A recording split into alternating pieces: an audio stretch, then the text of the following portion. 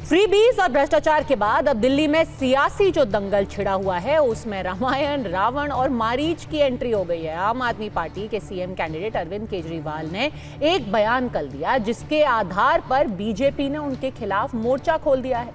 BJP ने ना सिर्फ केजरीवाल को एक फर्जी हिंदू, चुनावी हिंदू बताया, बल्कि बाकायदा उनके खिलाफ सनातन का अपमान उन्होंने किया है, ये कहते हुए उनके खिलाफ उपवास भी किया। कल दिल्ली के पूर्व मुख्यमंत्री अरविंद केजरीवाल ने यह कहा कि रावण सोने का हिरण बनकर आया और माता सीता को हर करके ले गया। कल केजरीवाल ने पहले क्या कहा था, आइए पहले आपको वो सुना देते हैं।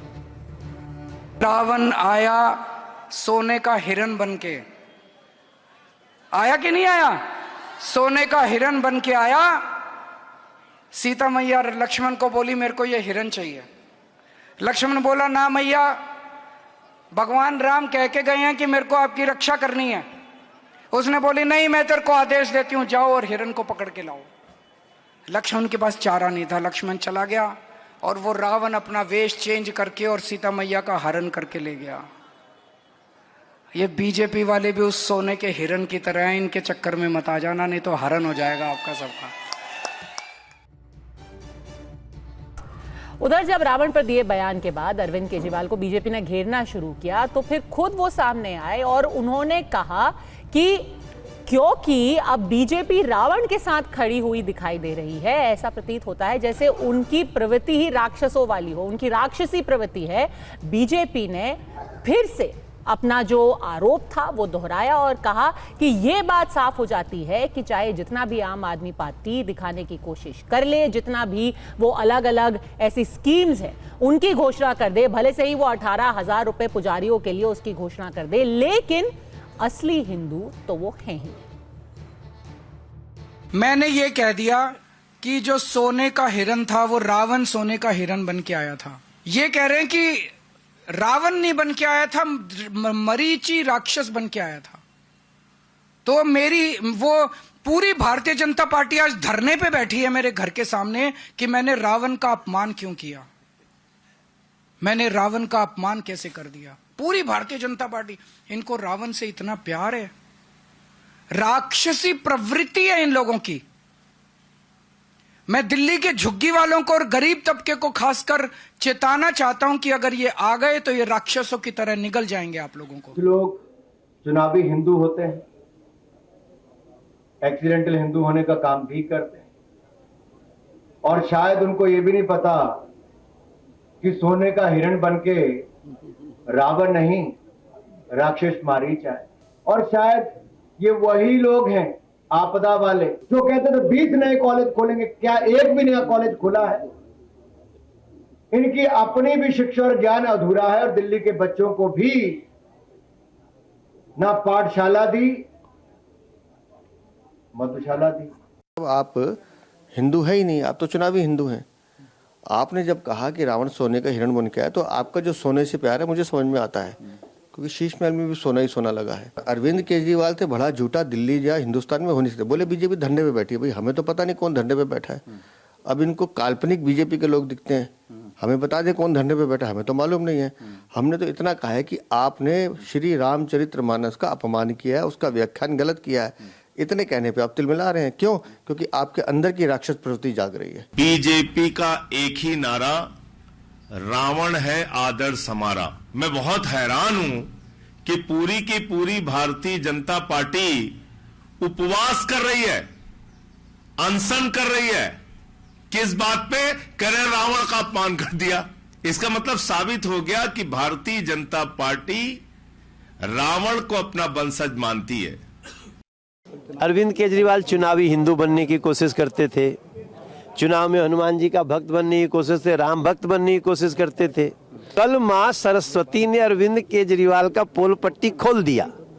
देखो, उनका एक बयान तो अज्ञानता वाला है, तो जो ये बात करता है इसकी मूर्खता पे दिल्ली हंसेगी, लेकिन माता सीता का अपमान किया है अरविंद केजरीवाल ने कि हिरण लाने के लिए लक्ष्मण को भेजा।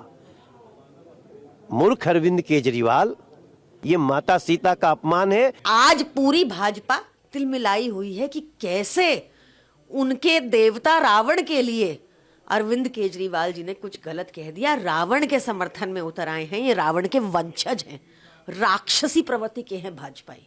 ऐसे राक्षसों से सावधान रहना है। ये राक्षस अगर गलती से भी दिल्ली में जीत जाएंगे तो सबसे पहले दिल्ली की झुग्गियां तुड़वाएंगे और अपने पूंजीपति मित्रों को बेच देंगे। देखिए, रावण, माता सीता, रामायण, इस सब के बहाने क्या हिंदू वोट पर पकड़ बनाने की कोशिश है? क्या ये फिर से घूम फिरकर वही 80-20 की लड़ाई बन गई है? दिल्ली चुनाव में क्या अब हिंदुओं पर राजनीति होगी? प्रेम शुक्ला, प्रवक्ता भारतीय जनता पार्टी के हमारे साथ है। आम आदमी पार्टी के प्रवक्ता अनुराग ढांढा, वरिष्ठ पत्रकार हर्षवर्धन त्रिपाठी और रशीद किदवई भी हमारे साथ है। आपसे शुरुआत करती हूँ। प्रेम शुक्ला जी, एक ये आजमाया और परखा हुआ कार्ड है, किसी को भी बोल दीजिए चुनावी हिंदू। एक नया पोस्टर आपने आम आदमी पार्टी के खिलाफ आज निकाला है, वो भी देख लेते हैं। पहले राहुल गांधी इसके रिसीविंग एंड पे होते थे, उनको आपने एक्सीडेंटल हिंदू बता दिया। अब अरविंद केजरीवाल पे भी वही आपने लेबल चस्पा कर दिया है। ट्राइड एंड टेस्टेड है ये? पद्मजा जी, देखिए, ट्राइड एंड टेस्टेड नहीं, ये फैक्ट है, फैक्चुअल है, सत्य है, यथार्थ है। आप मुझे कृपा करके बताइए ना कि जो कोई भी हनुमान जी का भक्त होगा, हनुमान जी राम भक्त हैं, जो कोई सामान्य मतलब प्राथमिक कक्षा में भी गया होगा या सामान्य राम कथा भी जानता होगा, उसको पता है कि सोने का हिरण कौन बना, कैसे हरण हुआ सीता जी का, हर कोई जानता है। लेकिन एक IIT शिक्षित स्वयं को कहता है कि मैं IAS झूठा, इतना एक बोलता मैं कमिश्नर था, जो कभी नहीं था। ऐसा झूठा व्यक्ति, लंपट व्यक्ति, वो जो है राम कथा, त्रुटिपूर्ण राम कथा सुनाता। कारण क्या है? क्योंकि अगर कोई भी जो सुर है, जो मनुष्य हैं, जो राम में भक्ति रखते हैं, उनको पता है कि रामचरितमानस और रामायण की असली कथा क्या है। जो दैत्य कुल के को जो है प्रतिनिधित्व करने के लिए स्वयं को पात्र पाते हैं, जो स्वस्तिक पर झाड़ू घुमाने का कुकर्म करते हैं, जो कहते हैं कि बाबर का जो ढांचा था उसको, उनकी निगाह में मस्जिद थी, उसको तोड़कर जो मंदिर बना, उस मंदिर में उनकी नानी ने मना किया था दर्शन करने के लिए। जो श्री राम लला की प्राण प्रतिष्ठा के समारोह के निमंत्रण को अपमानित करते हैं, जिनकी पार्टी के लोग कहते हैं कि रामलला का जो मंदिर है वहां पर रामलला का मंदिर नहीं, अस्पताल बनना चाहिए। तो इस तरह का हिंदू द्रोह जिसके जो है कण कण में विराजमान हो, वही इस तरह की कथा सुनाएगा। उसके लिए रावण सोने का है, क्योंकि रावण में उनकी आस्था है, दैत्यों में उनकी आस्था है। और रावण भी इसी तरह जो है नकली हिंदू बनकर साधु बनकर आया था, कालनेम भी ऐसे ही साधु बनकर आया था।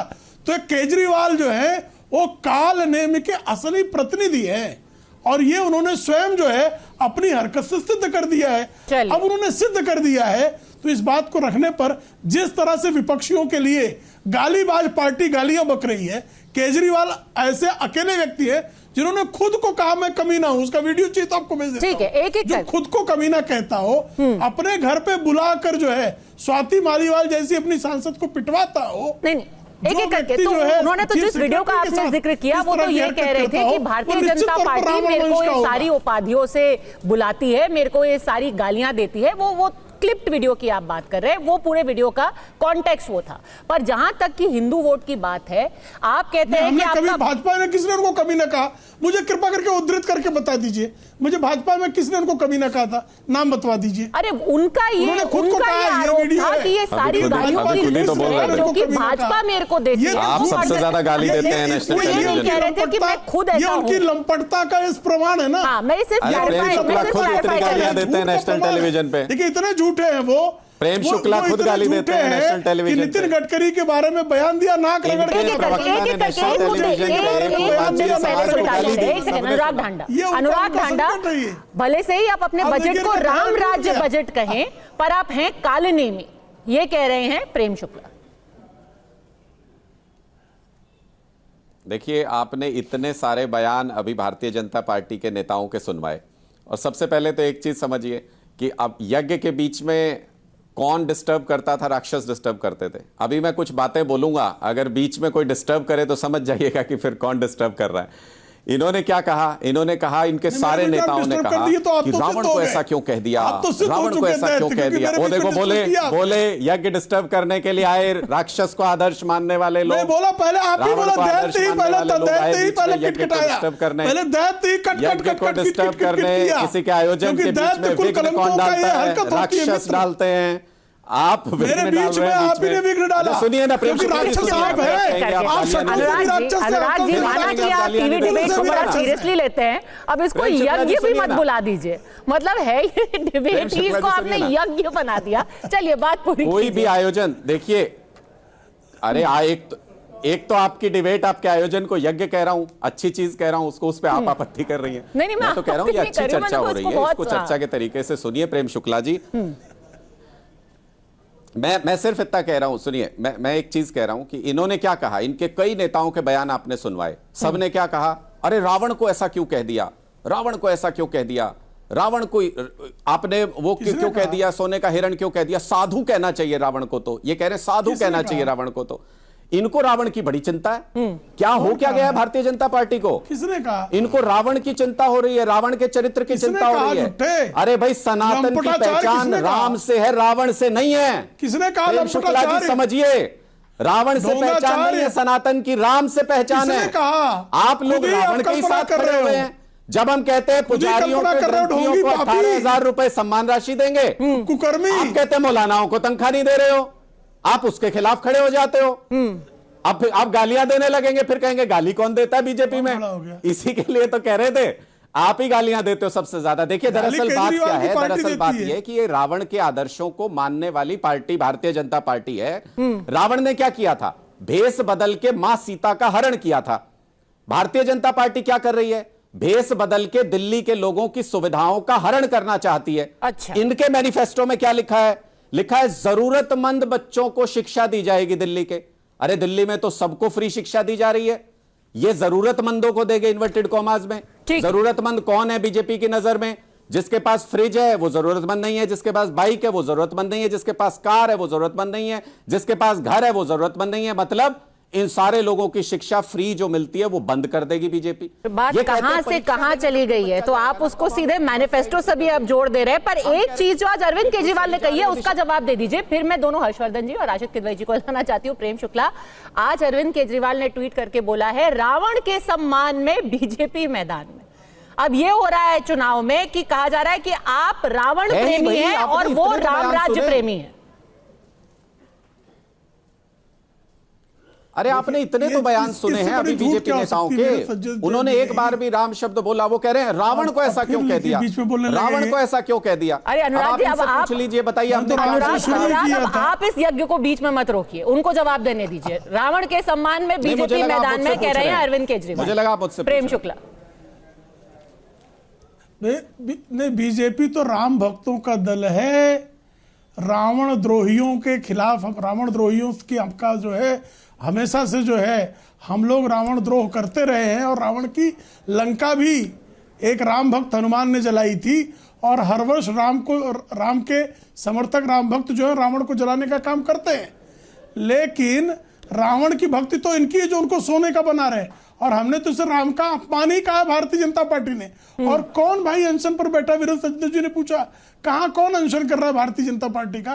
तो रावण की तरह इनके 10 मुख से झूठ बोलने का काम केजरीवाल, मनीष सिसोदिया, संजय सिंह, अनुराग ढांडा, इनकी प्रियंका कक्कड़, इनका पूरा 10 मुख से जो है झूठ, जैसे रावण बोलता था उसी तरह 10 मुख से झूठ बोलने का काम।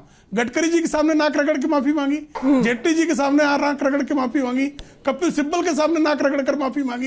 एक व्यक्ति जो उठता है झूठ बोलता है। अरे भाई, केजी से पीजी तक सबको मुफ्त शिक्षा की बात की गई है, लेकिन अभी नाक रगड़ के माफी मांगेंगे, फिर झूठ बोलेंगे। कहा भाई हमारी सारी सुविधा बंद कर देने वाले। अरे कोई सुविधा नहीं बंद होने वाला। जरूरतमंद जो पीजी तक का मतलब समझते हो? हाँ, कि वो भी खर दूषण मारीच में की तरह वो भी भूल गए हो।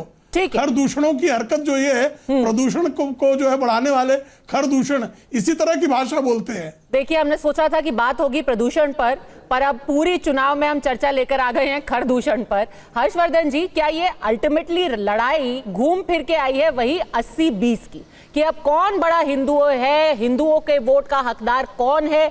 आम आदमी पार्टी में ये एक चीज है कि भारतीय जनता पार्टी उनको हिंदू कार्ड में अच्छे से काउंटर नहीं कर पाती है, भले से ही वो दिवाली मनाना हो या फिर किसी को तीर्थ यात्रा पे भेजना हो। क्या क्या बड़े ऐसे मूव्स हैं जो अरविंद केजरीवाल ने किए हैं? हाल फिलहाल में उन्होंने पिछले साल तो कहा था 18,000 रुपए हम पुजारियों को देंगे, पर उससे पहले भी उनकी कई ऐसी योजनाएं आई हैं इस सरकार में, जहां उन्होंने पहले कहा कि जो बुजुर्ग हैं दिल्ली में उनको तीर्थ यात्रा के लिए भेजना जाएगा। हाँ, पुजारी सम्मान योजना के तहत 18,000 रुपए की घोषणा तो उन्होंने अभी दिसंबर में ही की है। उसके अलावा तीर्थ यात्रा पर पहले से ही भेजे जा रहे हैं। 10 सालों में 80,000 से ज्यादा बुजुर्गों को निःशुल्क तीर्थ यात्रा कराई गई है। लगातार दिवाली पर वो बहुत बड़ा आयोजन भी करते हैं। दिल्ली के हनुमान मंदिरों में हर महीने के पहले मंगलवार को सुंदरकांड का पाठ होता है। वो कहते हैं कि हम हनुमान भक्त हैं, बहुत प्रचंड हनुमान भक्त हैं। 2020 में उन्होंने अक्षरधाम मंदिर में दीपावली पर पूजा की थी। तो आप इतना जो सिंबलिज्म है वो इतना आगे बढ़ करके आम आदमी पार्टी अरविंद केजरीवाल करते हैं कि हिंदू विरोधी होने का कम से कम लेबल उन पर चिपकाना मुश्किल है। हर्षवर्धन जी, देखिए, मुझे लगता है कि अरविंद केजरीवाल वहां खड़े हो गए हैं जहां कोई व्यक्ति अपनी सारी क्षमताओं के समाप्त हो जाने पर पहुंच जाता है। कहा जाता है ना कि कोई भी चीज है, कोई धन है, कोई बुद्धि है, कोई ज्ञान है, वो अलग अलग तरह की चीजें होती हैं। तो उसमें ज्ञान वाला हिस्सा तो हो सकता है, लेकिन जब आप नौटंकी, पैंतरेबाजी, ड्रामा जो राजनीति में होता है, कोई अरविंद केजरीवाल नहीं करते, हर नेता करता है, लेकिन अरविंद जी उसके चरम पर पहुंच गए। अब उसमें आप जरा देखिए, क्या ये और मुद्दों पर तो वो कर ले जाते हैं, लेकिन यहां आप देखिए, जैसे ये कहते हैं कि अरे ये तो रावण की चिंता कर रहे हैं। अब पता नहीं अरविंद केजरीवाल जी की वो नानी जो कहा करती थी कि भाई मस्जिद तोड़कर बनाई गए मंदिर में हमारा राम नहीं रह सकता, ये तो अरविंद जी का ही बयान है ना। ये तो सुनाना चाहिए, आप लोगों को भी बार बार सुनाना चाहिए। तो फैक्ट है, आप लोग फैक्ट चेक करते हैं पन्नुजा जी, तो सुनाना चाहिए। पता नहीं उन नानी जी ने ये कहानी नहीं सुनाई कभी कि मारीच कौन था। तो खरदूषण तो बिल्कुल नहीं पता होगा, लंका का बिल्कुल पता नहीं होगा, कुबेर किस पाए में बधा था रावण के वो भी नहीं पता होगा। और रावण तो शिव भक्त था, रावण तो विद्वान व्यक्ति था, कोई रावण को उसकी वजह से थोड़ी ना कोई कुछ कहता है। लेकिन सवाल यह है कि अरविंद केजरीवाल को कहने की नौबत क्यों आ पड़ी? क्योंकि रामचरितमानस और रामायण अरविंद जी ने सुनी नहीं कभी। अब बताइए, ये हिंदू विरोधी होने की आवश्यकता है क्या? राहुल जी का दूसरा मसला है। देखिए, राहुल जी का वो कहा जा सकता है, उनके जो संस्कार हैं, उनकी माता जी चूंकि वो इटली के मूल की हैं, उनका वो कहा जा सकता है। अरविंद जी तो इसी जगह के हैं ना। अरविंद जी की पढ़ाई लिखाई भी मैं नहीं जानता हूं कहां कहां हुई आईआईटी से पहले, लेकिन वो तो यहीं पर सब उनकी पढ़ाई लिखाई हुई। उसके बावजूद अगर रामचरितमानस के सबसे प्रमुख जो घटनाक्रम है वो भी रामायण के नहीं पता है, इसका मतलब ये है कि अरविंद जी ये सब कुछ सिर्फ और सिर्फ चुनावी लाभ हानि के लिए करते हैं। और उनको आप बोलते हुए सुनिए, सब खा जाएंगे, सब खत्म कर देंगे। अरे भाई, क्या हो क्या गया है आपको? आप अपने मुद्दों पर बात तक नहीं कर पा रहे हैं। पर मुख्यमंत्री होने के लिए ये जरूरी नहीं है कि आप रामायण की एक एक जो घटना है उस सबको एकदम बिल्कुल बाय हार्ट जानते हो। नहीं, यहाँ आपसे तो ऐसा कोई वो डिस्क्वालीफाई तो नहीं हो जाते अगर उनके मुंह से कुछ निकल गया गलत? तो ये जरूरी तो नहीं है कि वो मुख्यमंत्री होने के लायक नहीं है। ना, वो तो मुख्यमंत्री क्या, वो भारत के प्रधानमंत्री भी हो सकते हैं। और कोई व्यक्ति राम को न जाने, कुछ भी न जाने, वो बन ही सकता है भाई, इसमें कोई समस्या नहीं है। लेकिन आप अगर कहें कि किसी व्यक्ति को पता नहीं है तो वो डिस्क्वालिफिकेशन, ये क्वालिफिकेशन कौन लेके आया? वही ना हनुमान चालीसा पढ़ते थे टीवी पर। उन्होंने ही लक्ष्मी पूजा का आयोजन टीवी पर किया ना। सारे चैनलों को कहा कि हम जब पूजा करें तो इसको दिखाइए। किसने किया था ये? जब आप ये करते हैं तब ये क्वालिफिकेशन और डिस्क्वालिफिकेशन होता है। ये आस्था से जुड़ा मसला है। आस्था के साथ आप जरा सी खिलवाड़ करते हैं, उसका नुकसान होता है। वरना कौन कहता है? क्या किसी चुनाव में कहा जाता है कि मुख्यमंत्री बनना है, विधायक बनना है, सांसद बनना है, तो आप चलिए हनुमान चालीसा सुनाइए? कोई नहीं कहता, लेकिन वो तो पढ़ने लगते हैं। इसका मतलब हुआ कि उसका वो उपयोग कर रहे थे, इसलिए ये सवाल बड़ा है, इसलिए ये सवाल खड़ा हो रहा है कि उनको रामचरितमानस रामायण नहीं पता है, उनको नहीं पता है कि सोने का मृग कौन था, और ये बात आम आदमी पार्टी को पता मुझे है, 10 सेकंड इसीलिए इस पे वो बोलना और है। उठपटांग कुतर्क का पहाड़ खड़ा मुझे कर सिर्फ रहे 10 हैं। सेकंड जैसे इस पे जवाब गाजीपुर देना का कूड़े का पहाड़ है, जैसे भलसुआ का कूड़े का पहाड़ है, जैसे पूरी दिल्ली में कूड़े पड़े हुए, वैसा ही कुतर्कों का पहाड़ अरविंद ठीक है, केजरीवाल 10 सेकंड अनुराग ढांडा पे राशिद किदवई पे आ रही हूं मैं। हाँ, मुझे सिर्फ इतना पूछना है कि इनके नाम के नीचे राजनीतिक विश्लेषक लिखा है या संघ विचारक लिखा है। अगर राजनीतिक विश्लेषक लिखा है तो आप इनसे पूछिएगा, न्यूट्रल होके विश्लेषण करेंगे ना, आप इनसे पूछिएगा आम आदमी पार्टी के 3 अच्छे काम गिनाएंगे, बस इतना पूछ लीजिएगा, मेरे बिहाफ पे पूछ लीजिए, कोई बात नहीं। चलिए पूछ ही लेती हूँ। बताइए हर्षवर्धन जी, अब आपको भी अपना सर्टिफिकेशन देना पड़ेगा। हर कोई अपना सर्टिफिकेट देगा, कौन अच्छा हिंदू है, कौन अच्छा मुख्यमंत्री है, कौन अच्छा विश्लेषक है। पद्मजा जी, आजकल बहुत खराब हो गया। अनुराग ढांडा जैसे लोग पत्रकारिता करते नेता बन गए, मैं भी बन जाऊंगा तो और पत्रकारिता पे लोगों का भरोसा खत्म हो जाएगा। तो अनुराग चूंकि पत्रकार थे, नेता बन गए, तो पत्रकार वाली आत्मा थोड़ी काम बताइए ना आम आदमी पार्टी के। अब आपके बीच में मैं नहीं बोला, आप क्यों आप राक्षस वृत्ति कर रहे हैं? यज्ञ में आप बाधा, अच्छे भी तो किए होंगे। अरे अब आप फिर राक्षस वृत्ति कर रहे हैं, आप बाधा डाल, मुझे बोलने दो, अच्छे बुरे दोनों काम किए होंगे ना। मैं आपके बीच में नहीं बोला, अब बोलने। हाँ बोलिए। मेरी टाइमलाइन को मैं चैलेंज कर रहा हूं, सर्च कीजिए कि मनीष सिसोदिया के शिक्षा के कामों की मैंने प्रशंसा की है या नहीं की है।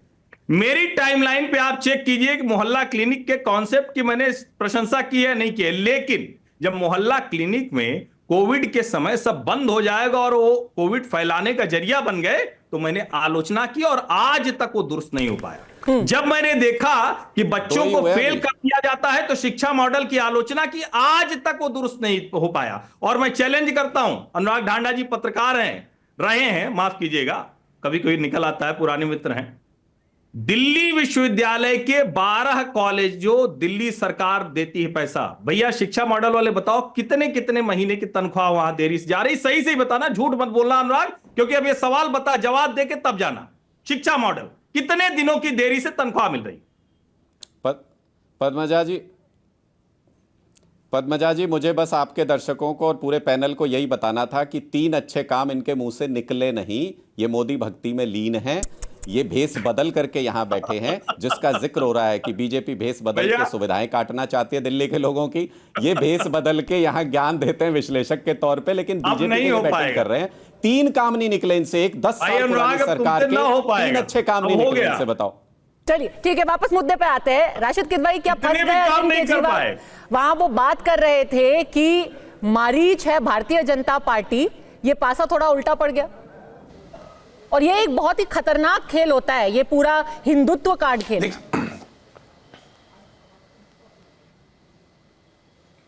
जी देखिए पद्मजा, भारतीय संविधान के दृष्टिकोण से या इलेक्शन कमीशन का मॉडल कोड ऑफ कंडक्ट के हिसाब से भी किसी भी धर्म और आस्था से जुड़े हुए मुद्दों या कोई धार्मिक ग्रंथ का ज्ञान होना या ज्ञान ना होना, ये कोई चुनावी मुद्दा ना होना चाहिए और ना उसके ऊपर कोई बड़ी चर्चा होनी चाहिए। लेकिन यहाँ के ऊपर खुद जो हमारे मित्र प्रेम शुक्ला जी इस डिबेट में शामिल हैं, उनके जो पूर्व पार्टी के जो बाला साहब ठाकरे थे, एक बार उन्होंने धर्म और आस्था को लेकर के कुछ टिप्पणी की थी, तो उन्हें इलेक्शन कमीशन ने 6 साल तक चुनाव में वोट डालने से वंचित रखा था। तो ये हमारे एक देश का एक मॉडल है, वहां ये सारी चर्चा करना ही बिल्कुल बेबुनियाद और गैर जरूरी है। और अरविंद केजरीवाल देखिए अपने खेल में माहिर हैं, उन्होंने जो भी स्लिप ऑफ टंग हुआ, जबान फिसली, लेकिन जबान फिसल के भी उन्होंने एक दूसरा वो कर दिया कि ऐसा दिखा रहे हैं कि जैसे भाजपा जो है रावण का समर्थन कर रही है। तो ये सारे इररेलेवेंट मुद्दे हैं, भटकाने वाले मुद्दे हैं और इसका चुनाव से दिल्ली की जो सरकार उसका काम या उसकी नाकामी से कोई संबंध नहीं है। तो मुझे लगता है राजनीतिक दलों को, और तीनों राष्ट्रीय दल हैं,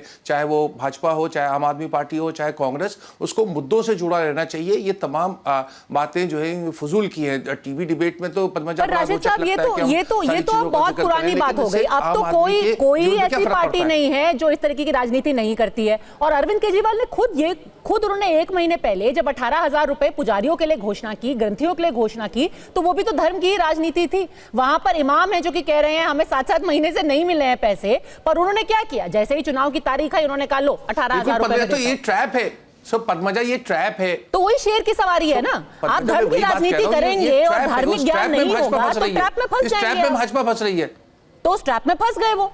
आपने कहा कि भाई मैं धर्म की राजनीति करके वोट बटोरूंगा। भाजपा उनको हिंदू विरोधी,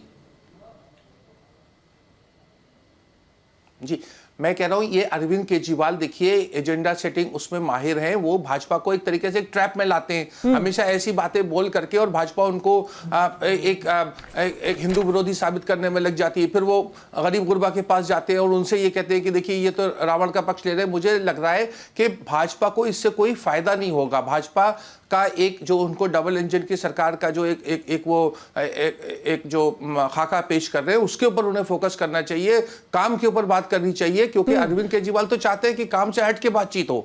अच्छा, तो आप कह रहे हैं कि ये ट्रैप है और इसमें आप फंस रहे हैं। ये सारी चीजें प्रेम शुक्ला, राशिद किदवई कह रहे हैं कि वो ये जानबूझ के करते हैं, और अब संजय सिंह कह रहे हैं क्या बीजेपी का एक ही नारा रावण है आदर्श हमारा, उन्होंने एजेंडा सेट कर दिया, आप उसमें फंस गए। देखिए जानबूझकर राम का अपमान कर रहे हैं, रामचरितमानस को जो है जो विकृत स्वरूप है उसको प्रस्तुत करने का काम कर रहे हैं। वो जानबूझकर स्वस्तिक पर झाड़ू फिराते हैं, वो जानबूझकर कहते हैं कि जो है बाबरी ढांचा है उसकी जगह राम मंदिर बनेगा, तो मेरी नानी ने दर्शन से मना किया है। ये सब जानबूझकर ही करते हैं, इसमें कोई डाउट नहीं है। लेकिन जानबूझकर हिंदुओं को अपमानित करना, राम भक्तों की भावनाओं को जो है प्रहार करना, ये जानबूझकर करते हैं। और भारतीय जनता पार्टी हर रामद्रोही का पर्दाफाश करने पर हमारा जो है हमारा दायित्व और हम करेंगे। ये चुनावी लाभ हानि की तराजू पर हम तौलते ही नहीं है। चुनावी लाभ हानि के तराजू पर चुनावी हिंदू तौलेगा। जो चुनाव के समय कोर्ट पर जनेऊ पहन कर आएगा उसके लिए हिंदुत्व जो है चुनावी लाभ हानि का जो है विषय होगा। जो जिसको ये रावण को जो सोने का मृग बताएगा, इस तरह कहानियां सुनाने वाला और स्वयं को हनुमान भक्त कहने वाला पाखंडी जो है वो चुनावी जो हिंदू है वो इस तरह की हरकतें करेगा। भारतीय जनता पार्टी के लिए तो हिंदुत्व जो है वो श्वासोच्छ्वास है।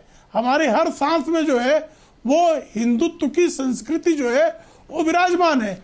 अब जहां तक बात है काम की, तो दिल्ली की जनता भली बात जानती है कि श्रीमान केजरीवाल, राशिद भाई आप भी जानते हैं कि श्रीमान केजरीवाल पिछले चुनाव में कहते थे कि अगर यमुना मैया 5 वर्ष में साफ नहीं हुई तो मैं वोट मांगने नहीं आऊंगा।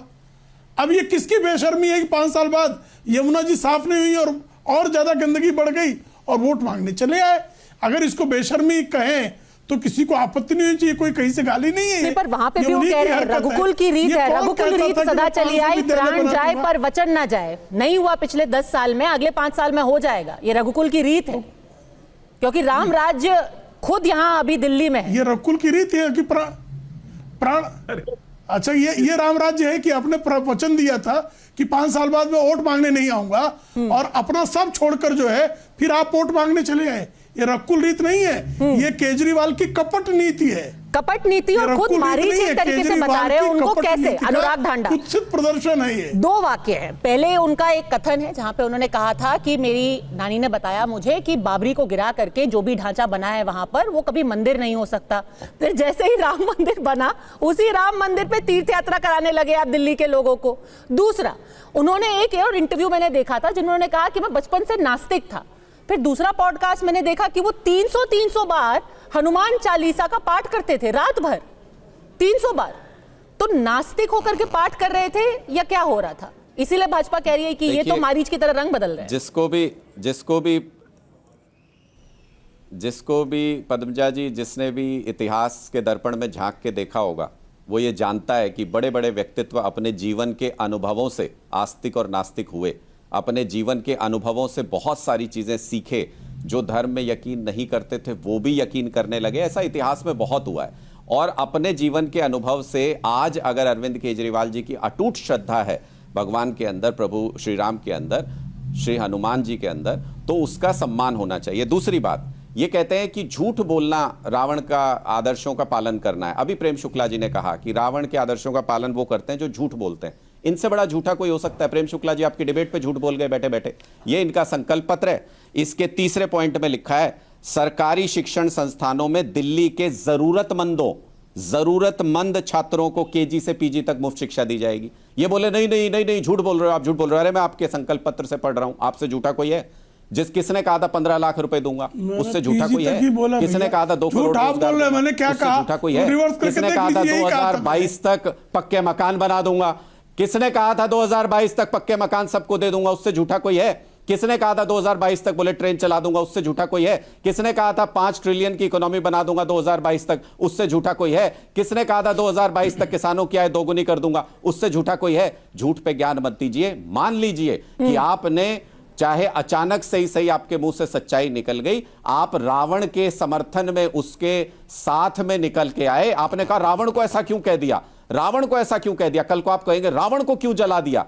आप लोग रावण के आदर्शों पे चलने वाले लोग हैं। रावण ने मां सीता का हरण किया था, आप दिल्ली के लोगों की सुविधाएं लूटना चाहते हैं, उसका हरण करना चाहते हैं। दिल्ली में राम राज्य है क्योंकि यहां पर बिजली सबके लिए है और मुफ्त है, 24 घंटे है। दिल्ली में राम राज्य है क्योंकि यहां शिक्षा सबके लिए है, सारे बच्चे, गरीब बच्चे, अमीर बच्चे सब पढ़ सकते हैं। दिल्ली में राम राज्य है क्योंकि यहां अच्छे अस्पताल और मोहल्ला क्लिनिक है। इसलिए हम कहते हैं कि दिल्ली में लोगों को मूलभूत सुविधाएं देकर के राम राज्य की स्थापना अरविंद केजरीवाल जी ने की है। इसका जवाब दे दीजिए प्रेम शुक्ला जी। आप झूठ बोलने का उन्होंने काम राम करते हो। राज्य की जो पूरी वादे आप परिभाषा करते हो, बता उनको दी। निभाते भी नहीं हो और मानते भी नहीं हो। देखिए जी, राम राज्य की परिभाषा ये है कि अपने मकान में बुलाकर जो है अपने ही सांसद को अपने ही पीए से पिटवाया जाए। ये राम राज्य का की संस्था, ये जो है संस्थापना नहीं है, ये रावण कुल के कलंकों की जो है कुकर्म है। ये अपने ही, और उसका सीसीटीवी गायब हो जाए, चीफ सेक्रेटरी को बुला के पिटवा दें।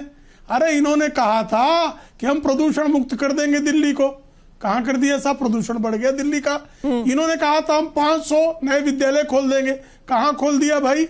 तो आपने झूठ बोला, ये साफ साफ तौर पर दिखाई दे रहा है। यमुना मैया की स्थिति हर कोई जान रहा है, सड़कें हम एकदम से जो है न्यूयॉर्क और अमेरिका की तरफ बना देंगे। स्वयं मुख्यमंत्री के इलाके की जाकर टीवी 9 का कैमरा लेके चले जाइए, सड़कों की क्या दशा है। सीवर में लोग डूब कर मर रहे हैं।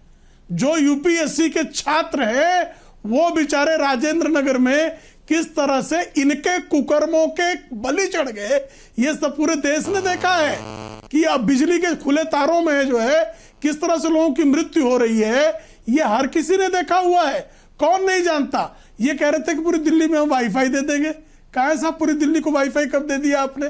तो झूठ जो है सारे मुंहों से बोलना और लगातार बोलना, दबाकर बोलना, और जिस तरह से रावण जो है ना, वो सबको जो शराब पिलाता था, उसके रावण की लंका में शराब की नदी बहती थी, उस तरह से इन्होंने पाठशाला खोलने की जगह मधुशाला खोली, रिश्वतखोरी की, सत्ता लोलुपता की ये स्थिति कि दिल्ली हाईकोर्ट के एक्टिंग चीफ जस्टिस को कहना पड़ा कि इस देश के ऐसे सत्ता लोलुप मुख्यमंत्री को मैं पहली बार देख रहा हूं कि जेल जाने के बाद भी त्याग पत्र नहीं दे रहा है। Acting chief justice Delhi high court का ऑब्जर्वेशन श्रीमान अरविंद केजरीवाल के बारे में है। और लालू प्रसाद यादव ने भी इतनी बेहयाई बेशर्मी नहीं की थी, जेल जाने के पहले त्यागपत्र दे दिया था।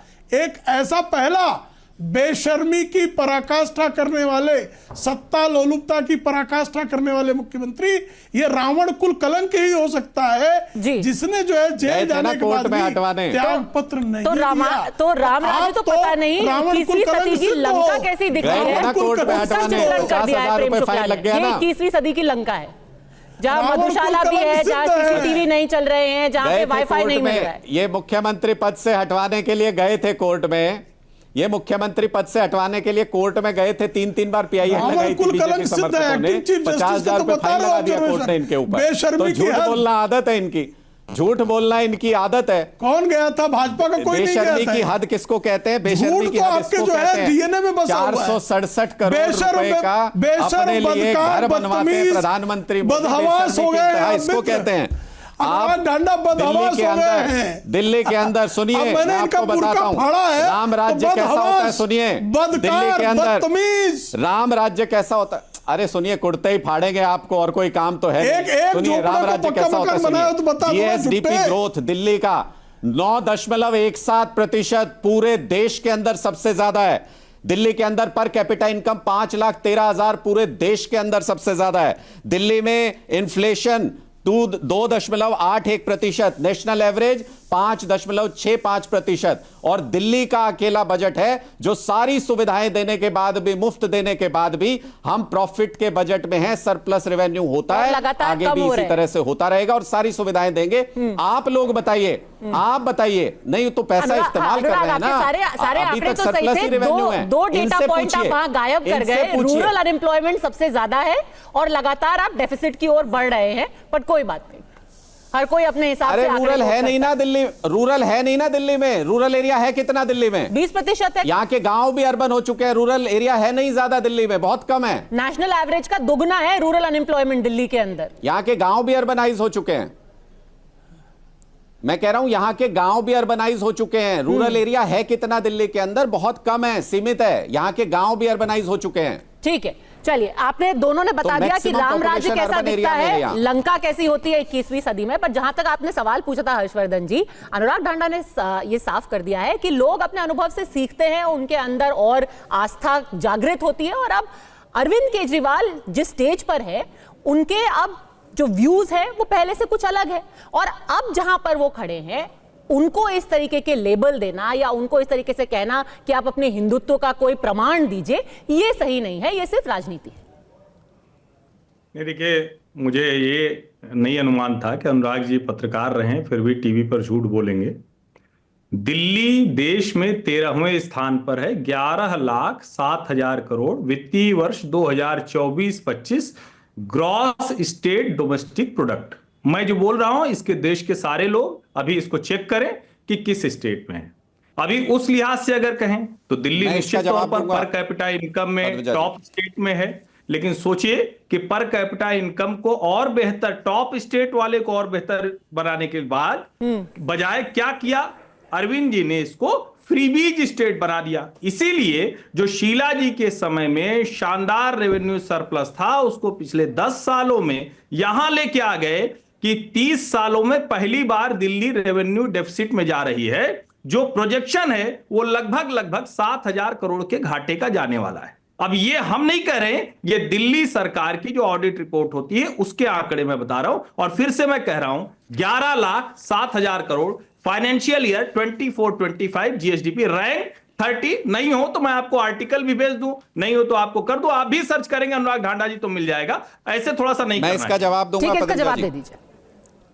अभी नहीं, मेरे पास है, मुझे पता है, अनपढ़ नहीं बैठे हैं भारतीय जनता पार्टी की तरह, मुझे पता है, मैं बताता हूं।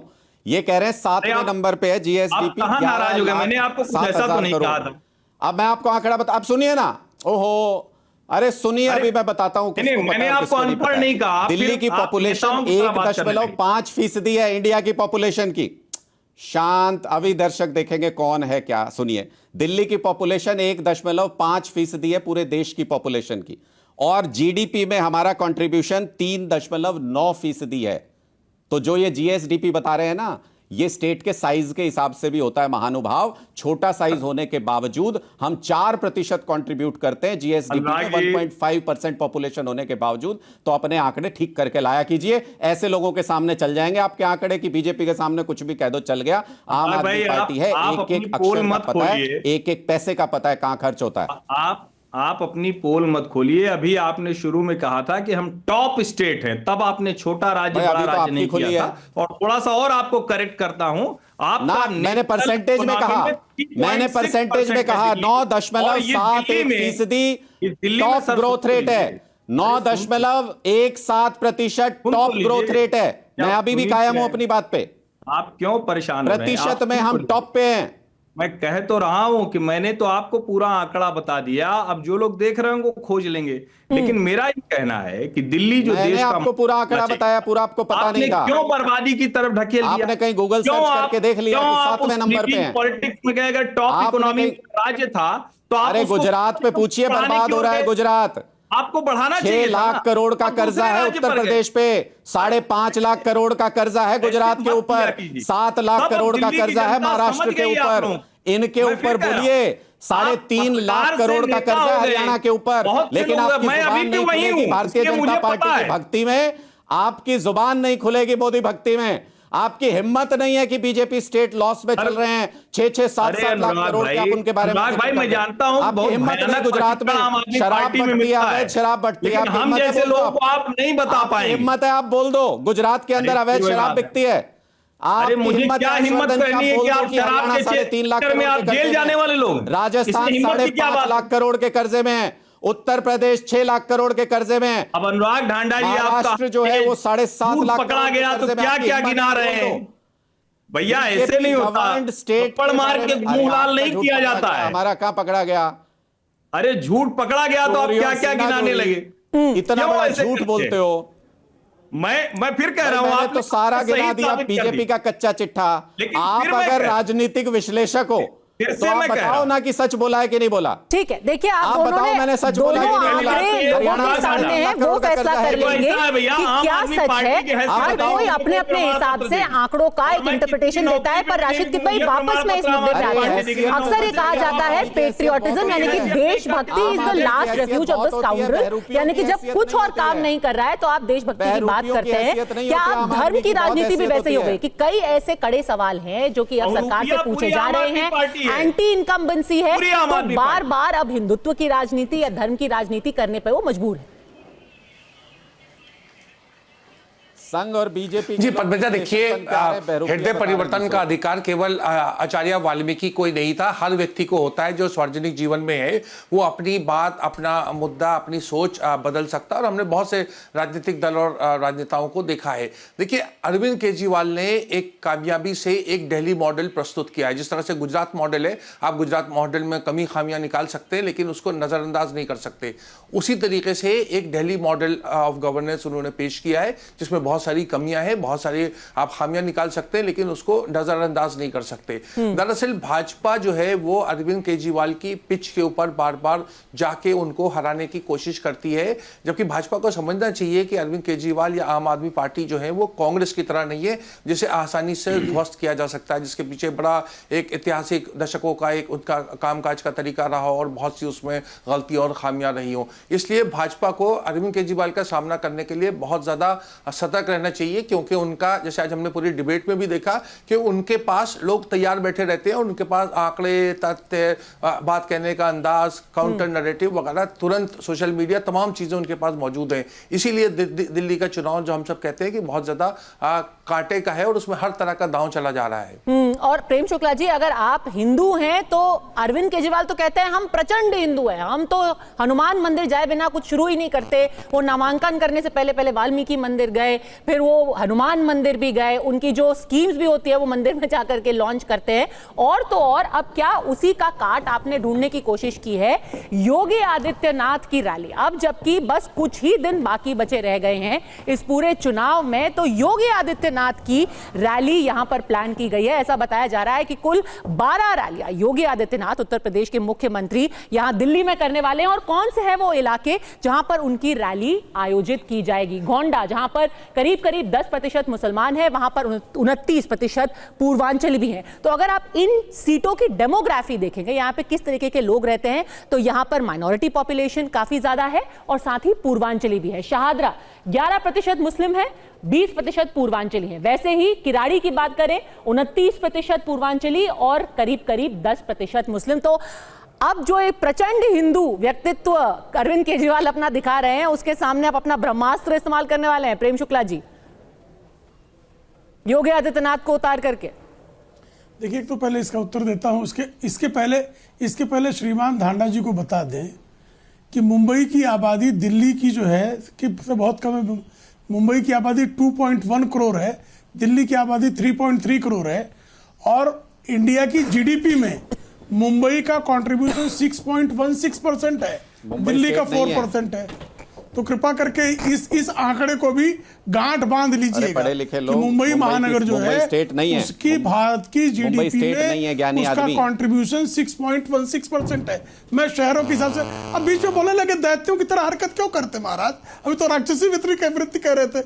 मैं 2 महानगरों की तुलना कर रहा हूं, तो दिल्ली भी एक महानगर होने के कारण इसको जो टैक्स पेयर है इसकी किटी में जो है वो क्यों ज्यादा टैक्स पेयर है, क्यों जीडीपी में कंट्रीब्यूशन बड़ा है? क्योंकि बड़ा महानगर है ये। कृपा करके इसको समझिएगा आप। दूसरी बात, अब आपने जो योगी आदित्यनाथ जी की बात पूछी, देखिए हमारे भारतीय जनता पार्टी के जितने भी स्टार हैं वो सारे स्टार निश्चित तौर पर दिल्ली के चुनाव में आएंगे, और योगी आदित्यनाथ जी निश्चित तौर पर इस देश के लोकप्रिय नेता और वक्ता के रूप में संस्थापित है, और हिंदुत्व पर उनकी प्रखरता जो है वो सर्वसिद्ध है। ऐसे में उनका जो है जहां जहां भी राज्य, जिन जिन राज्यों में चुनाव होते हैं, आदरणीय योगी आदित्यनाथ जी वहां जाते हैं, और जो पाखंडी, जो नौटंकी करने वाले व्यक्तित्व हैं, निश्चित तौर पर ऐसे व्यक्तित्वों का पर्दाफाश उनके हिंदुत्व की ज्वाला से होता है।